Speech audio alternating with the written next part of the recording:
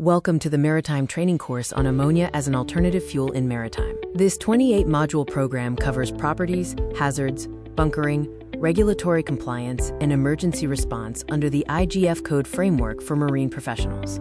The course is structured into 4 main parts. We begin with foundations, covering ammonia properties and storage. Then, we move to hazards and risks, including toxicity and flammability.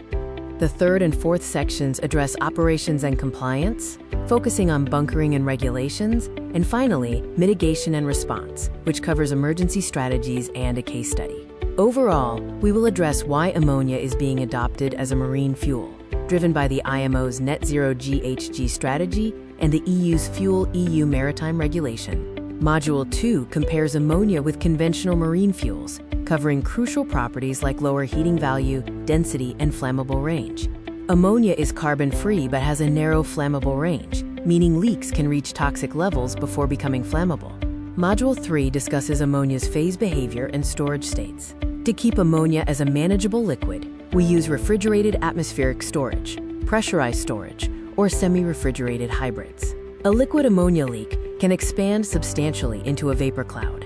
Therefore, tank class and vapor return lines are critical considerations. Module 5 covers fuel storage and handling, including tank types, materials, ventilation, and onboard layout. This is essential for the safe implementation of ammonia fuel systems.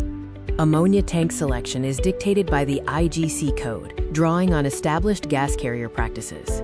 Type C pressure vessels are dominant due to their simplified design and lack of a secondary barrier requirement. Tank location is also strictly regulated by separation distances and gas-tight cofferdams.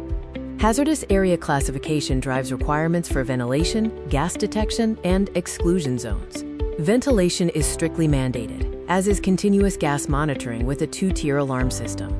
Exclusion zones prevent ignition sources and control access during fuel transfer. Module 7 focuses on health risks, specifically ammonia toxicity. We will explore the exposure thresholds, physiological effects, and operational implications. We outline the principal occupational exposure limits, ranging from the 25 ppm time-weighted average up to the 300 ppm immediately dangerous to life or health limit. These limits, particularly the 220 ppm AEGL2 shutdown trigger, are crucial for operational procedures and safety response. Module 10 addresses the environmental impact of spills, focusing on aquatic toxicity, atmospheric effects, and reporting obligations. It emphasizes ammonia's environmental hazard profile and the need for appropriate emergency response. Module 11 looks into engine and fuel system risks, covering combustion, after-treatment, and component-level failure modes.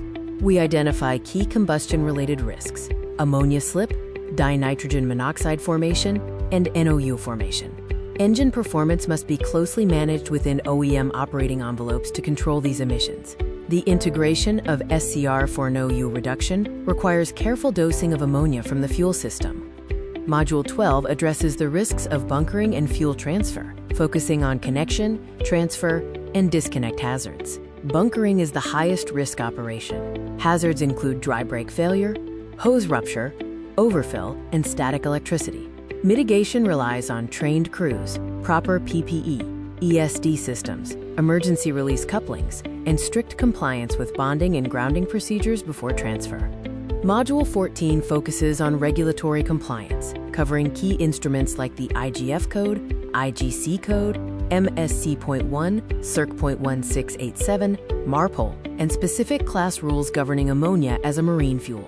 We identify the IMO instruments that govern ammonia-fueled vessels. The IGF code is the umbrella safety code. MSC.1, Circ.1687 provides prescriptive requirements specific to ammonia, effective December 2024. The IGC code governs ammonia carriers and informs tank design. MARPOL Annex VI addresses air pollution, including NOU and GHG intensity provisions for ammonia-fueled ships. Module 15 covers pre-bunkering preparations. This involves thorough documentation, system checks, and obtaining all necessary approvals before initiating the fuel transfer process. Module 16 addresses transfer operations. Key elements include achieving steady-state transfer, continuous monitoring of parameters, and careful rate management to ensure a safe and efficient bunkering process. Module 17, Safety and Shutdown, details the emergency shutdown, or ESD, architecture. We cover procedures for both planned and emergency stops, as well as post-shutdown actions. We contrast planned shutdown, a sequential process that depressurizes the system, with emergency shutdown, which immediately closes valves but leaves the line pressurized. Never approach the manifold after an emergency shutdown without proper PPE. Module 23 focuses on emergency response, initial actions, covering detection, alarm procedures, and the critical first 60 seconds of response following an incident. Module 24 addresses secondary emergency response, detailing procedures for containment, isolating the source of the emergency, and subsequent recovery operations. Module 26 provides a comprehensive summary of the course content. This section reviews the core knowledge acquired throughout the video. We summarize the course across 6 pillars: properties, hazards, operations, mitigation, emergency response, and compliance. Ammonia is a competent fuel, but demands discipline due to its toxicity, alkalinity, and flammability. Module 27 presents a knowledge check. This self-assessment quiz covers key information from across all modules to confirm understanding of the course material.